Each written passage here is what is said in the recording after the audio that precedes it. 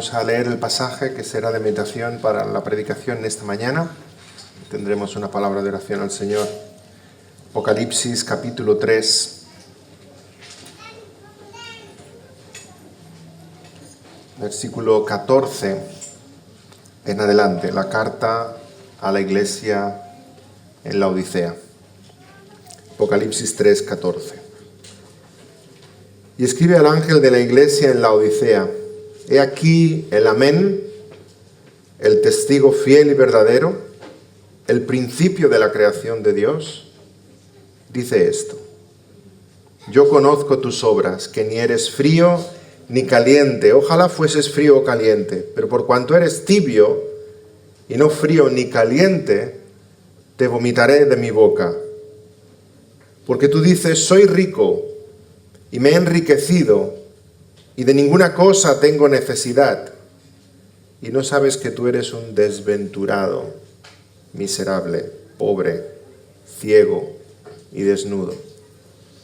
Por tanto, yo te aconsejo que de mí compres oro refinado en fuego para que seas rico, y vestiduras blancas para vestirte, y que no se descubra la vergüenza de tu desnudez, y unge tus ojos con colirio para que veas.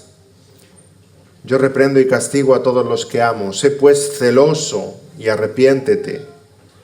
Y aquí yo estoy a la puerta y llamo. Si alguno oye mi voz y abre la puerta, entraré a él y cenaré con él y él conmigo.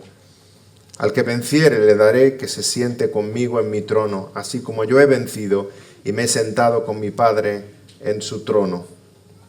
El que tiene oído, oiga lo que el Espíritu dice a las iglesias. Oremos. Señor, háblanos en esta mañana también, habla a nuestros corazones a través de esta porción de tu palabra. Habla a cada uno de aquellos de nosotros que estamos en esta situación como Laodicea, Señor. Y despierta nuestros corazones, despiértanos de nuestra tibiez. Háblanos en esta mañana a todos los presentes. En nombre precioso del Señor Jesús te lo pedimos. Amén. Explica un conocido cuento para niños, que seguro conoceréis, que había un emperador tan vanidoso, que le gustaban tanto los trajes lujosos, que tenía un traje bonito para cada día del año. Entonces llegaron a aquel reino dos forasteros que decían que hacían trajes muy especiales, con la mejor tela, tan especiales que eran trajes mágicos. Una tela tan fina que solo la gente muy inteligente podía ver. Aquel emperador se envaneció más todavía y hizo el encargo, evidentemente. A cabo de una semana trajeron aquel traje y al ponerlo delante del emperador, el emperador no veía nada, por supuesto, porque no había nada, pero para no parecer un tonto, ¡oh, qué traje tan maravilloso! Estaba tan encantado con su nuevo traje que decidió el mismo día hacer un pase de modelos por el reino. Quiso ponérselo y, engalanado con su nuevo traje, pasear por delante de todo su reino. Claro, había llegado el rumor a la gente de que solamente los muy inteligentes podían ver el traje y los tontos no, así que todo el mundo gritaba al rey: ¡qué bonito va el rey! ¡Qué traje tan elegante! Hasta que un niño muy sincero, la sinceridad de los niños, ¿sí? ¡El rey no lleva nada, va desnudo! Y ahí es donde algunos empezaron a reír y empezaron a abuchearle. Aunque el rey, convencido en sí mismo de que el traje era lo mejor del mundo y que solo la gente inteligente como él podía verlo, continuó adelante con su desfile. Es solo un cuento y todos lo conocéis. Pero en nuestro pasaje de hoy, el Señor le dice algo parecido a la iglesia de Laodicea, algo parecido a lo que aquel niño muy sincero dijo. Laodicea es una iglesia que cree que va bien vestida. Una iglesia llena de soberbia, engalanada. Pero la realidad es la que el Señor le hace ver. Tú dices: yo soy rico y me he enriquecido y de ninguna cosa tengo necesidad. Y no sabes que tú eres un desventurado, miserable, pobre, ciego, desnudo. No aceptaríamos unas palabras así de nadie, ¿verdad? Eso te lo dice un amigo y lo has perdido para toda la vida. Pero cuando es el soberano del universo que te está mirando y dice: tú crees que vas bien vestido, pero estás desnudo, hay que agachar la cabeza. y recibir las palabras del Señor. La Odisea es una iglesia que se cree autosuficiente, se cree fuerte, una iglesia que ha confiado en sí misma, ha dejado de buscar al Señor, una iglesia que cree que es rica, pero en realidad es pobre, cree que anda bien vestida, pero en realidad va como ese emperador del cuento, desnuda. Así que el mensaje de esta mañana es para la Odisea, que escuchó esa carta, es para todas las iglesias que caigan en el mismo error que la Odisea, y es para ti, querido hermano, querida hermana, si has caído en el mismo error que la Odisea, la autosuficiencia y creer que no necesitamos del Señor. Es la última carta en las 7 que vamos a estar viendo en Apocalipsis 1 al 3.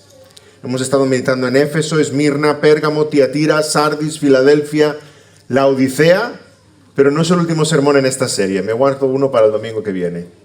Lo vamos a titular Barcelona. ¿Qué tal os parece? Y nos vamos a aplicar todo lo que hemos dicho hasta ahora en estas 7 iglesias que hemos estado viendo. La Odisea es la más rica de las ciudades en Asia Menor, junto a Colosas y Herápolis. Una ciudad espléndida, una ciudad llena de prosperidad, de comodidad, de opulencia, de negocios, de seguridad, de autosuficiencia, que es lo que tanto desagrada al Señor. Enseñamos a nuestros hijos a ser autosuficientes, les enseñamos a vestirse, a comer solos, ¿verdad? Pero el Señor nunca nos ha enseñado a nosotros como hijos a ser autosuficientes. No podemos dejar de depender de Él. Y oramos: el pan nuestro de cada día, dánoslo hoy. ¿Por qué? Porque mañana volveré a orar: Señor, el pan nuestro de cada día, dánoslo hoy. Hemos de depender desesperadamente de nuestro Señor. Él es la vid, nosotros los pámpanos. Si nos separamos, nos secamos, estamos muertos.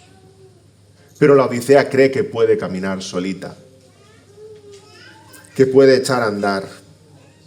La Odisea era una ciudad opulenta, una ciudad rica, y la iglesia está reflejando ese mismo carácter de la ciudad. Cuando llegaron esos terremotos del año 17, que hemos hablado varias veces, recordemos que Filadelfia quedó destruida por los terremotos del año 17 y tuvo que pedir ayuda al Imperio Romano. La Odisea sufrió los mismos terremotos, están en la zona, y la Odisea no pidió ninguna ayuda. La Odisea no pidió ayuda a Roma, por sí misma se reconstruyó. Reconstruyó las torres, los palacios, las puertas, los baños públicos, el gimnasio, toda la arquitectura romana la reconstruyó. La Odisea es una ciudad importante por ser comercial. Todo el tránsito de comercio entre Asia y Europa pasaba por la Odisea. Tenía una escuela de medicina con grandes avances en oftalmología. Estaban desarrollando los primeros fármacos para los ojos, para la vista. Por eso el Señor tan acertadamente en su carta dice, habla de esa ceguera y del colirio que solo Él puede darle.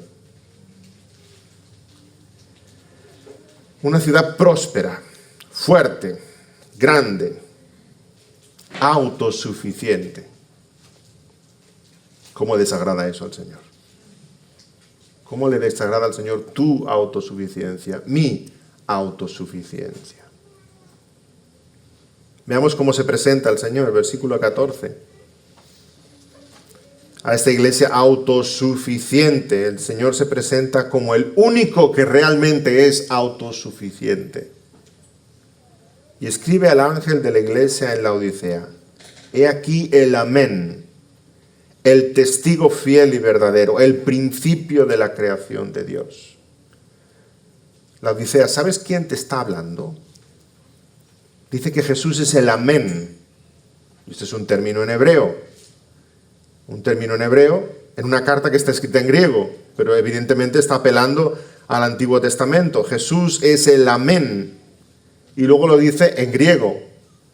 Alecinos, el verdadero. Está repitiendo la misma idea. Él es el amén, Él es el verdadero. ¿Por qué? Porque todo lo que Él dice se cumple. Su palabra es ciertísima.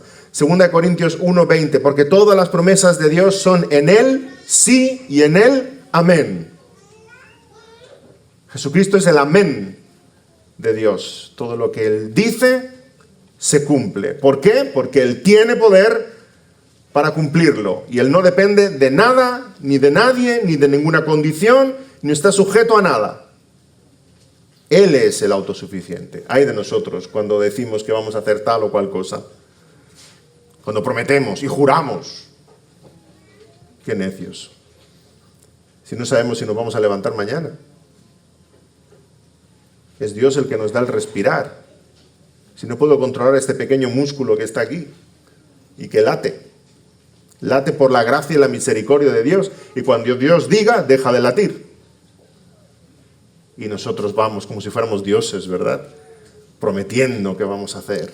Él es el único que es el amén y el verdadero. El único. El único. Totalmente autosuficiente. Pero además pone otro título por delante. El Señor se presenta a la Odisea como el principio de la creación de Dios. Y esto no significa que Jesucristo fue el primer creado. Evidentemente no significa eso. Leamos Juan capítulo 1. Él es el verbo de Dios y todo lo que ha sido hecho por Él fue hecho.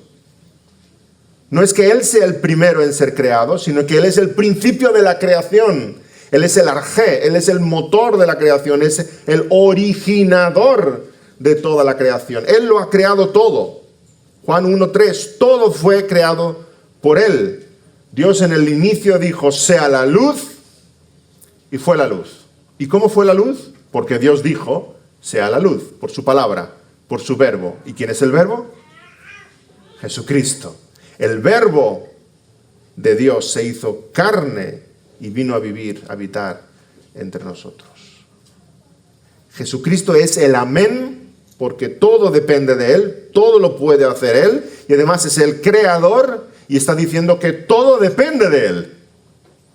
A ver si lo entiendes, la Odisea. El que te está hablando es el que no depende de nadie, y el que te está hablando es aquel de quien depende todo. ¿Y ahora dónde vas tú con tu autosuficiencia? ¿Puedes agachar la cabecita? ¿Te das cuenta, la Odisea, dónde vas con tu soberbia? Te está hablando el único que es de verdad autosuficiente, del cual depende todo.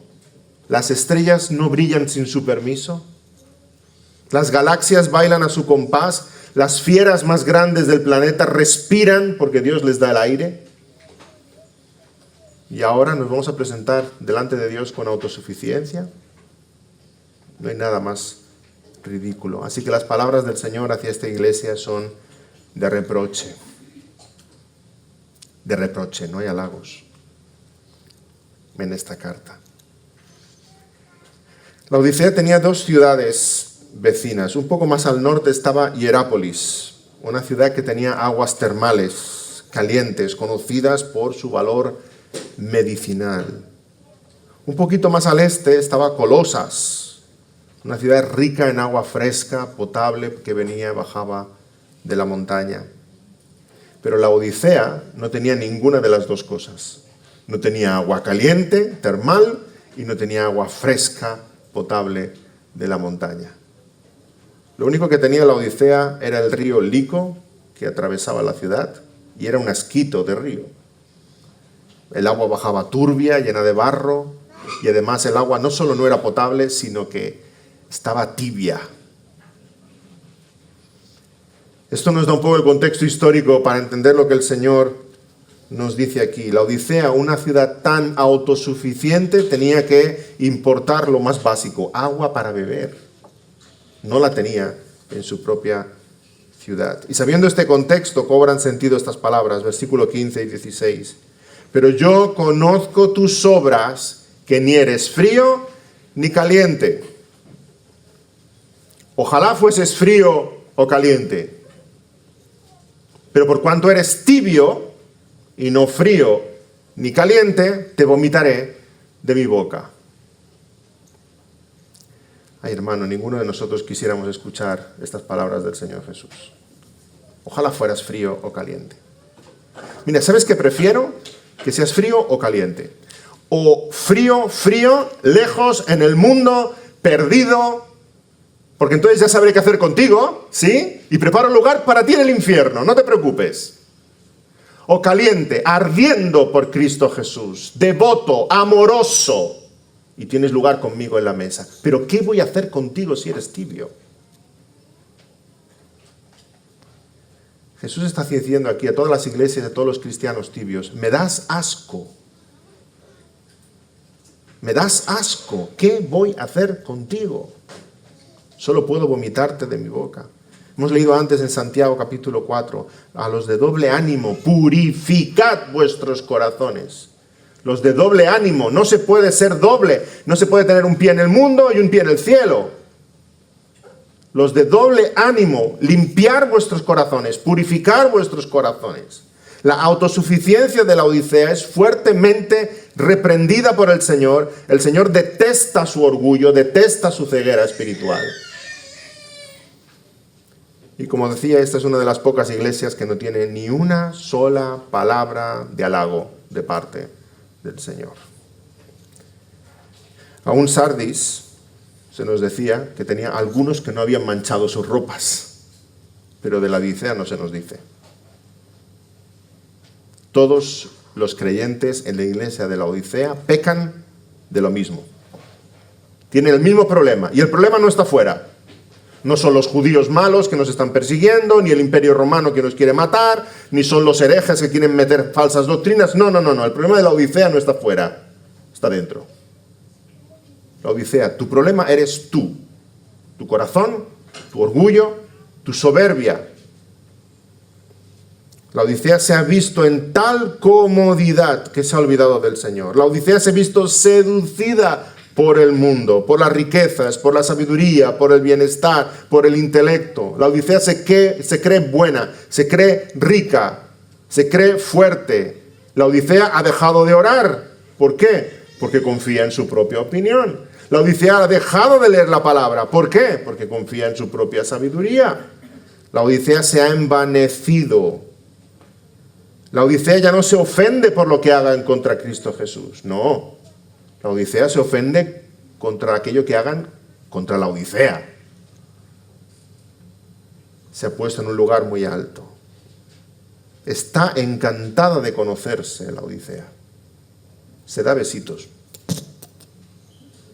La Odisea piensa que va vestida con las mejores galas, pasea por las calles luciendo su grandeza, cuando en realidad lo que está haciendo es enseñando sus vergüenzas. ¿Quieres ser como la Odisea? Yo no. Quiero huir de ello. Pero el Señor, fijémonos que no nos habla de frialdad, nos habla de tibiez, que es peor. Si eres frío, estás lejos, no estás con el Señor. Vamos a predicarte el Evangelio. Pero el tibio, el Señor dice, ojalá fueras frío o caliente, pero cuando eres tibio y no frío ni caliente, te vomitaré de mi boca. Hermanos, ¿estás o estamos cayendo en el pecado de la Odisea? Dices que no estás frío espiritualmente porque vienes a la iglesia, pero estás aquí de cuerpo presente. Realmente estás pensando en lo que vas a hacer después. Dices que no eres frío espiritualmente porque lees tu Biblia, porque oras, porque llevas un pececito en el coche. Pero en momentos de angustia, de prueba, no buscas al Señor, no oras al Señor. Buscas achicar agua para sacar la barca a flote. Dices que no eres frío espiritualmente porque no vas a discotecas, porque no blasfemas, porque no cometes adulterio, pero luego a solas buscas en internet aquello que no debes buscar. Dices que no eres frío espiritualmente porque cantas alabanzas al Señor y bendices su nombre, pero luego llegas a casa y salen víboras por tu boca. Víboras contra todos los que te rodean. Dices que no eres frío espiritualmente porque tu gozo está en el Señor, que tu hogar está en el cielo, pero te afanas por correr detrás de la moda, de lo último, no soportas no estar al día. Dices que tu corazón late diciendo, ven Señor Jesús. Pero si acercamos un estetoscopio espiritual, ¿sí? Y escuchamos, realmente dice, ven Señor Jesús, pero todavía no, que me gusta mucho esta vida. el Señor te dice, si ese es tu caso, ojalá fueras frío o caliente. Si ardes por Jesús de Nazaret, hay un lugar para ti en el cielo. Si estás frío e impasivo delante de Jesús de Nazaret, hay lugar para ti en el infierno. Pero si estás tibio, ¿qué hace Dios contigo? El Señor encuentra la tibieza espiritual tan repugnante como las aguas de ese río que corría por la Odisea. No hay quien se lo beba. Y Apocalipsis, hermanos, sabemos que es un libro en el que el Señor pone orden. El Señor viene y hace juicio sobre las naciones. Todo queda sujeto a su mano, pero ese juicio empieza por nosotros, como vemos en estas cartas a las 7 iglesias. La Odisea es tibia y el Señor viene a juzgarla. Tiene obras de creyente y tiene obras de incrédulo. ¿Aceptarías tú eso de parte de Dios? Si estuvieras en el lugar de Dios, ¿aceptarías que su amada esposa, la iglesia, hiciera eso? ¿Aceptarías tú tener una novia así? ¿Te lo puedes imaginar? Ahora te abraza, te da un beso. ¡Ay, cuánto te quiero! Me muero por ti. No puedo estar sin ti.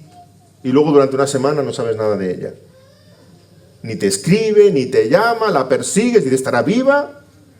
Mira su Instagram y sí, ahí está haciendo shopping por Paseo de Gracia, pero le dices, tengo un día libre, quedamos, no contesta. Ya para provocar la celos le dice, voy a quedar con otra chica. Y te dice, tú mismo. ¿Tú aceptarías tener una novia así? ¿Somos nosotros esa novia de Jesucristo? ¿Dónde está nuestro celo? ¿Nuestra pasión? ¿Nuestra entrega? Evidentemente con una novia así, enojado, le dirías, ¿pero qué te pasa? ¿Qué voy a hacer contigo? ¿De qué vas? Con las cosas del amor no se juega. Al menos ponte un poquito celosa para ver qué te importo. ¿Y no es lo que el Señor Jesús nos está diciendo en esta carta? ¿Qué haces? ¿Qué pasa contigo? ¿No estás celosa de mí? ¿No quieres pasar tiempo conmigo? ¿No me buscas? ¿No me amas? ¿Dices que no puedes vivir sin mí, pero te vas detrás de las cosas del mundo? ¿Dices que anhelas pasar la eternidad conmigo, pero no puedes estar 5 minutos en oración? ¿Dices que buscas mi palabra, que buscas mi sabiduría, pero no abres las Escrituras? ¿Qué pasa contigo? Esta es la Odisea, una novia llena de contradicciones. Pero no porque tenga otro novio a escondidas, no, porque la Odisea está enamorada de sí misma. Ya está muy a gusto con su autosuficiencia, con su autocomplacencia. Es la iglesia que se llama cristiana, pero dice que está bien, que no necesita nada. ¿Cómo que no necesitas nada? Necesitas desesperadamente a tu Señor Jesús. El único que dice no necesito nada es la oveja del Salmo 23, ¿recordáis? El Señor es mi pastor, nada me faltará. Si le tengo a Él, ya no necesito nada. Pero la Odisea está aquí cayendo en la autosuficiencia. Se cree sana, pero la radiografía del Señor es demoledora. Dices, yo soy rico, me he enriquecido, de ninguna cosa tengo necesidad. Y no sabes que tú eres un desventurado, miserable, pobre, ciego y desnudo. Y no se está refiriendo a lo material, se está refiriendo a lo espiritual, porque vemos que la respuesta del Señor después es una respuesta espiritual en todo momento. Dice un comentarista sobre este pasaje, Lenski, todos estos miembros no eran ricos. Mientras que la riqueza muchas veces lleva al orgullo, la autosuficiencia, etc., una estimación falsa de la condición espiritual de uno mismo puede venir también por otras causas. En la iglesia hoy día hay miles de personas satisfechas con su moralismo vacío, con su árido intelectualismo, con su placentera mundanalidad. Todo esto han acumulado hasta que piensan, no tengo necesidad de nada, y se compadecen de otras iglesias. Han mejorado ampliamente el cristianismo de sus padres. Creen que ya han llegado a lo alto. ¿Crees tú que ya has llegado a lo alto? ¿Escuchas predicada la palabra y dices, uy, ya me lo sé? Llevo tantos años de creyente. Viene un hermano a exhortarte y dices, no, yo estoy bien. ¿Has caído en esa autosuficiencia y ese orgullo de la Odisea?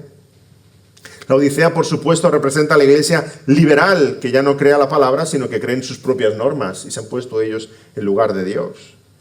Por supuesto, la Odisea representa a la iglesia mundana, que dicen y cantan que son cristianos, pero la realidad es que viven vidas terrenales. Por supuesto, la Odisea es la iglesia consumista, de aquellos cristianos que están más preocupados por la comodidad de las sillas que por la santidad del corazón. Por supuesto, la Odisea representa a la iglesia club, donde hay muchos que se llaman cristianos, se saludan muy efusivos, pero no escucharás ni una conversación espiritual.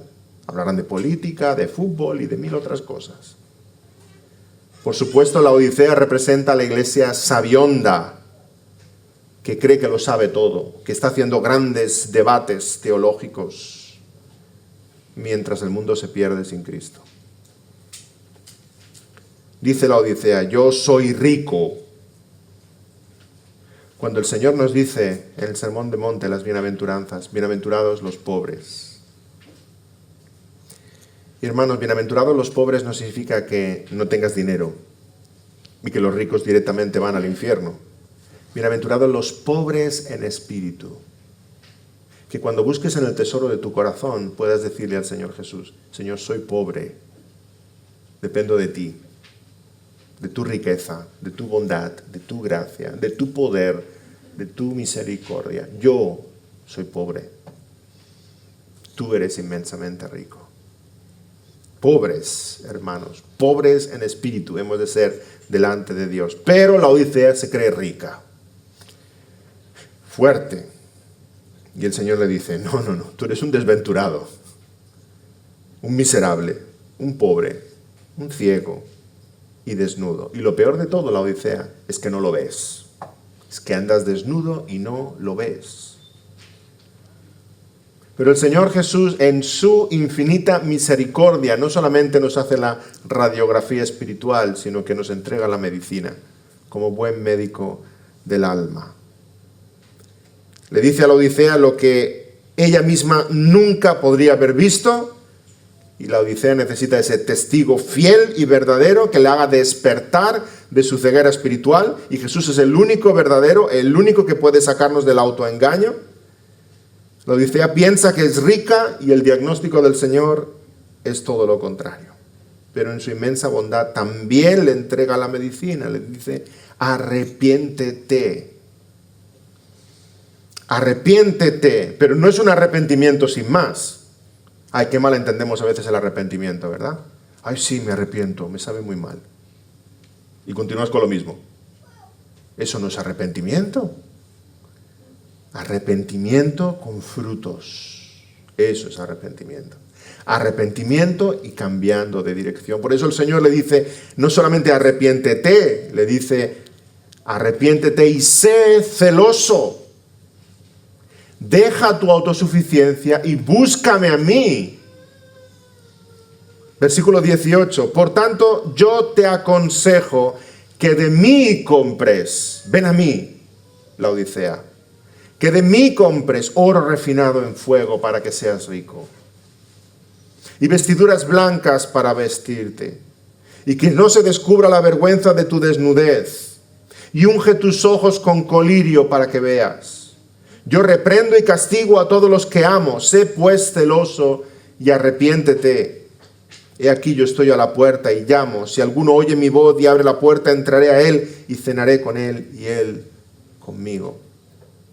Le dice, arrepiéntete, la Odisea, pero le dice, sé celoso y arrepiéntete. Ha de abandonar su autosuficiencia, pero ha de correr y abrazarse al Señor Jesucristo apasionadamente. Él es su esposo celestial.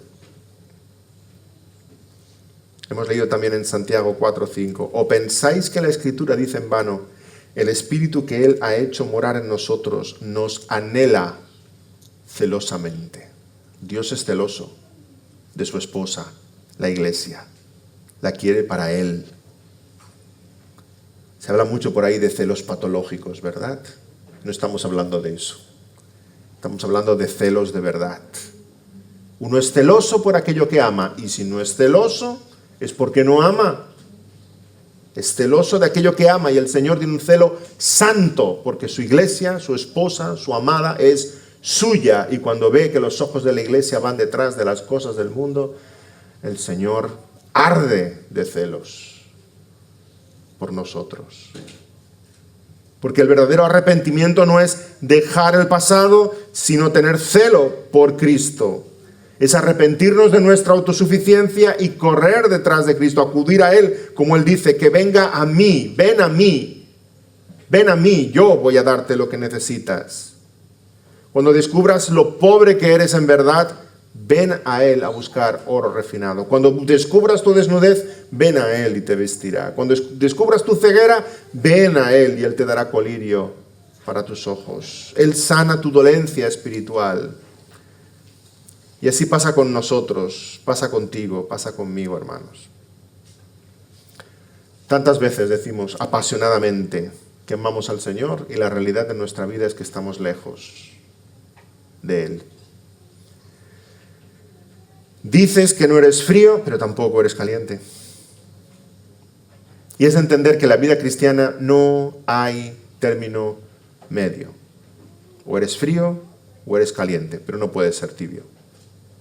O amas a Dios o amas al mundo. Pero si eres amigo de Dios, eres enemigo del mundo. Y si eres amigo del mundo, eres enemigo de Dios.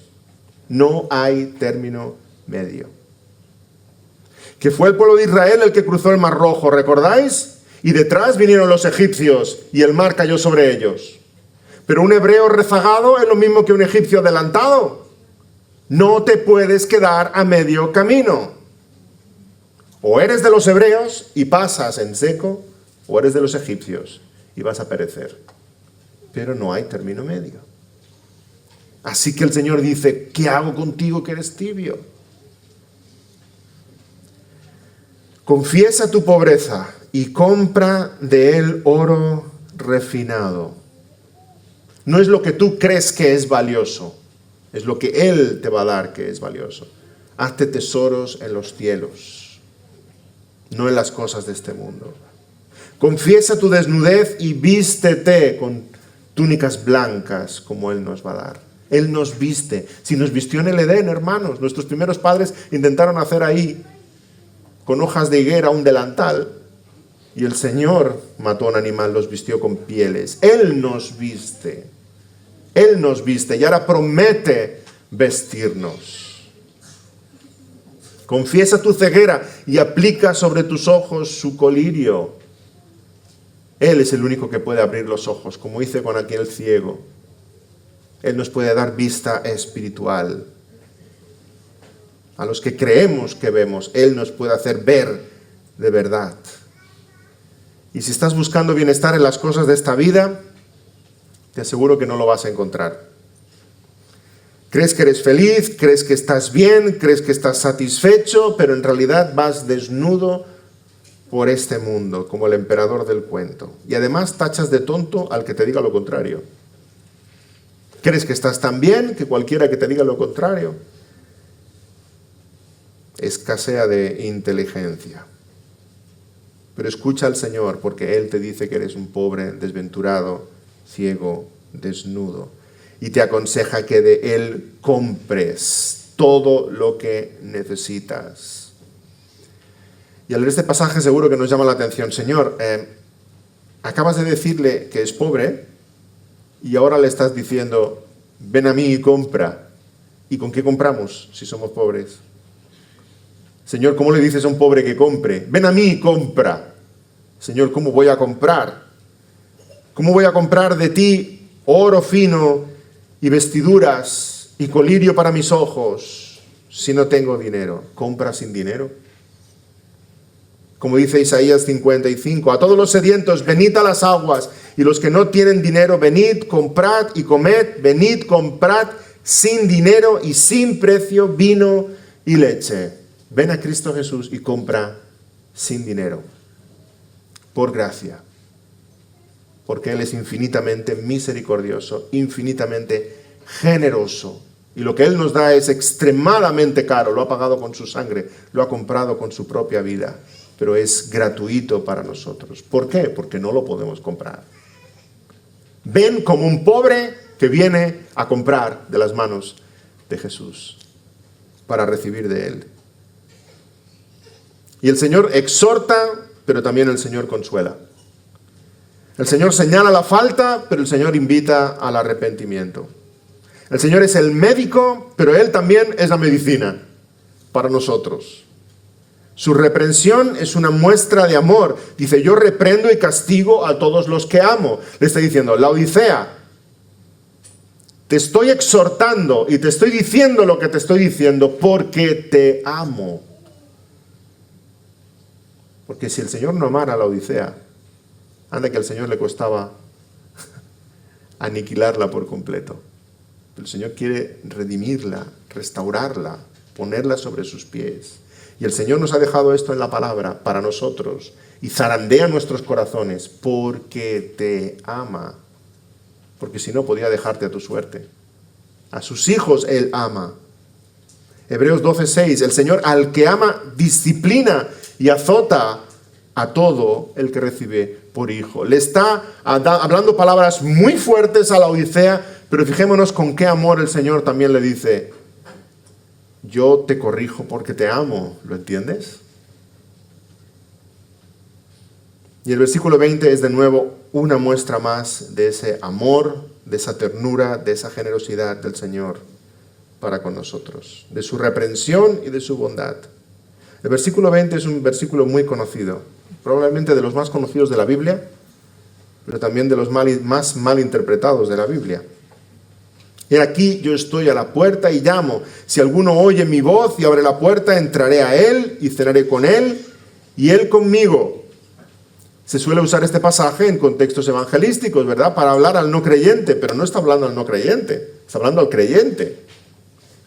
Se suele usar cuando hay un sermón evangelístico y hay alguien que no conoce al Señor y le dice, el Señor está llamando a la puerta, abre la puerta de tu corazón para que Él pueda entrar y cenar contigo. Pero dicho así, parece que el Señor es el viajero que está sin casa, el viajero que está necesitado y sin alimento. Casi que Jesús parece un vagabundo y tú le abres la puerta de tu casa para tener misericordia con Él. Pero eso no es el Evangelio, hermanos. Eso no es el Evangelio y eso no es lo que dice este pasaje aquí. Vamos al contexto, las palabras de contexto a través de las cuales el Señor dice lo que dice. Os invito a leer en Lucas capítulo 12. Lucas 12, 35.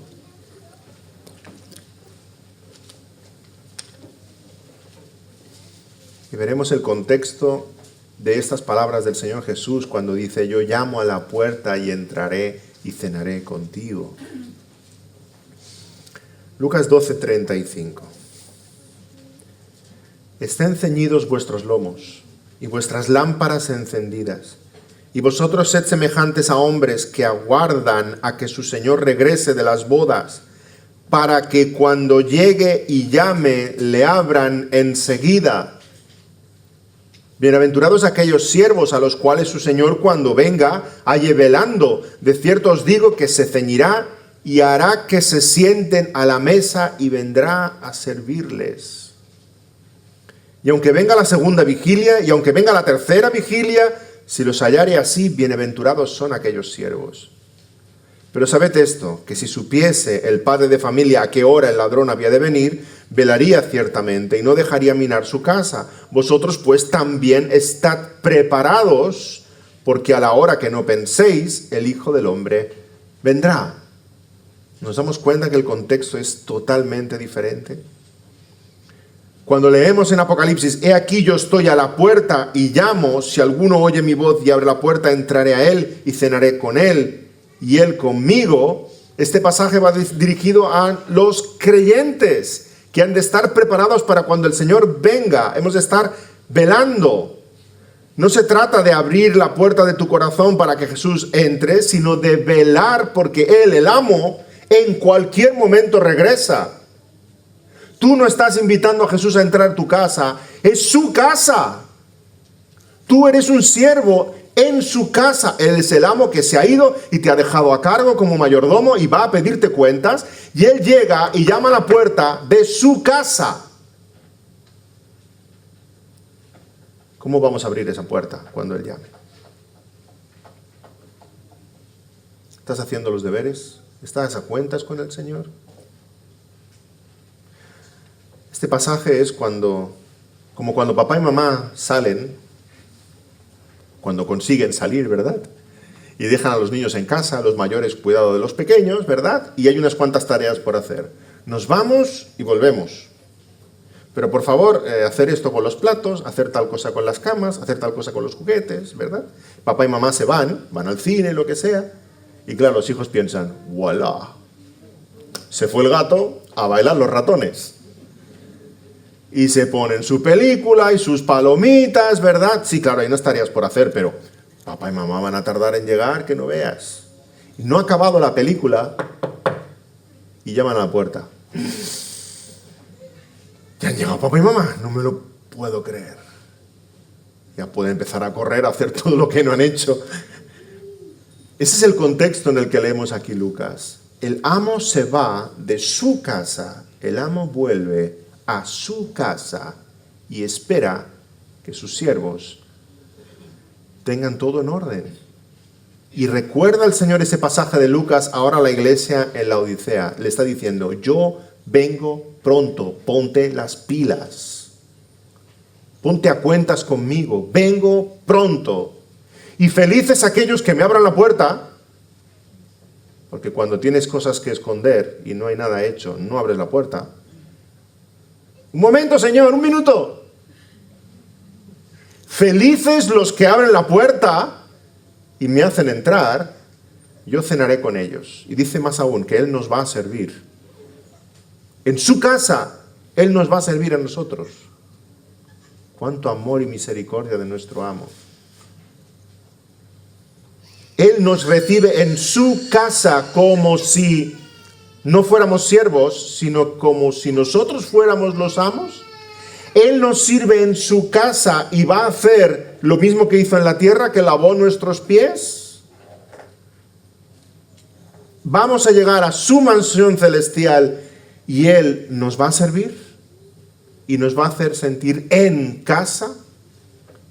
Cuánta misericordia de nuestro Señor para estos pobres miserables.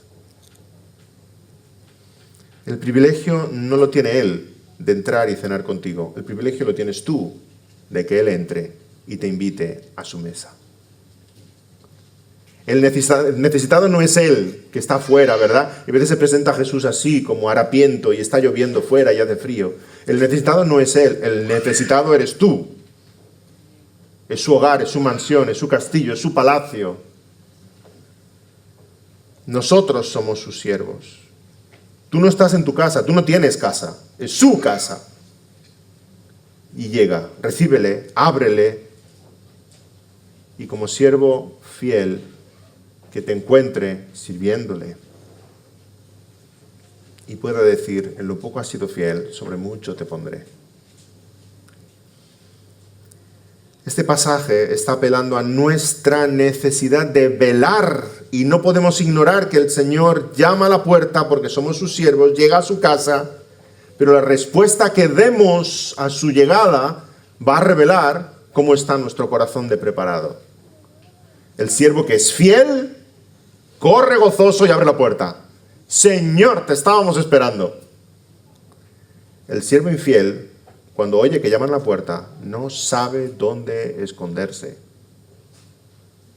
Se mete en el armario, en la despensa, debajo de la cama, donde sea. La pregunta es, ¿estás tú preparado? ¿Estás tú huyendo de la tibiez espiritual? ¿Estás tú dejando esa vanagloria, ese orgullo, esa altivez, esa autosuficiencia? ¿Estás tú creciendo en celo por el Señor, en amor por el Señor? Que el Señor te encuentre preparado, que te encuentre cumpliendo con tus responsabilidades. Que tu corazón lata diciendo, ven ya, Señor Jesús. Yo estoy a punto. Yo estoy preparado. Ven ya, Señor Jesús. Y la promesa del Señor para los que venzan con Él, es gloriosa. Está diciendo, igual como yo he vencido y el Padre me ha dado el trono, aquellos que venzan conmigo van a compartir conmigo ese trono. ¡Wow! Vamos a ser reyes junto a nuestro Señor Jesucristo. Hay una cena, hay un banquete, hay una boda, hay una fiesta. Y Él compartirá no solamente la mesa con nosotros y un vestido blanco, Él compartirá con nosotros el reino. No solo tendremos cercanía y comunión con Él, estaremos sentados junto a su trono con Él. Al que venciere le daré que se siente conmigo en mi trono, así como yo he vencido y me he sentado con mi Padre en su trono. El que tiene oído, oiga lo que el Espíritu dice a las iglesias. El amo viene pronto. Y a veces pensamos, ay, el Señor viene pronto. Bueno, pero estamos en el 2020 ya, que me descuento. Y vendrá el 2025 y 30 y... El Señor viene pronto. No es que o vas tú o viene Él. Pero es que mañana podías estar delante de su presencia. O vas tú o viene Él, pero Él viene pronto.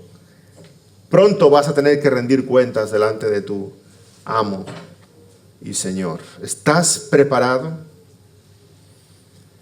Fijémonos que no es tan diferente el mensaje para el creyente que para el incrédulo, ¿verdad? Si aún no crees en el Señor Jesucristo, el Señor te está diciendo, arrepiéntete de tus pecados y corre al Señor Jesús y confiésalos y ríndete a sus pies y recibe de Él lo único que puedes recibir, su gracia, su perdón, su misericordia. Y si crees en el Señor Jesús, arrepiéntete de tus pecados y corre a Él. Y recibe de Él lo único que Él puede darte. Deja tu autosuficiencia, mírate cómo estás, el Señor abra tus ojos, dices que eres rico, pero en realidad eres pobre, dices que vas vestido, en realidad vas desnudo, dices que llevas un vestido lujoso y no es así, hazte tesoros en los cielos, lava tus ojos, que puedas ver, recibe la vista, arrepiéntete de tu altivez, humíllate delante del Señor, confiesa tu falta de celo y no caigamos en el pecado de la Odisea, que se creía grande. El Señor nos dice, sé pues celoso y arrepiéntete. Amén, oremos. Señor, danos este celo por ti, danos este amor por ti. Aléjanos de las cosas del mundo y que deseemos con todo nuestro corazón esa cercanía contigo, que busquemos de ti todo lo que necesitamos y no lo busquemos en las cosas de esta vida. Perdónanos cuando hemos pensado que éramos suficientes en nuestra capacidad, en nuestra santidad, en nuestro conocimiento, en nuestra sabiduría. Perdónanos por nuestra falta de celo por ti. Cuando no te hemos buscado en la palabra, no te hemos buscado en oración, no te hemos buscado en comunión con los hermanos. Cuando hemos pensado, Señor, que podíamos caminar por nosotros mismos. Señor, aléjanos de este pecado, de esta falta de la Odisea. Queremos tener oídos, como tú dices, tener oídos para oír lo que tú dices a las iglesias y aplicarlo a nuestra vida. Señor, que nuestro cristianismo no sea orgulloso, sea humilde, que no sea autosuficiente, sea dependiente de ti, que dependamos como niños pequeños. Señor, tú dices, bienaventurados los que son como ellos. Danos esa actitud de dependencia y sumisión continua a ti. Transforma nuestros corazones, Señor. Que dependamos del único que es autosuficiente, el creador de todas las cosas, el único que es el amén y el principio de toda la creación. Y vístenos de túnicas blancas, vístenos de lino fino para estar en tu presencia. En el nombre del Señor Jesús. Amén.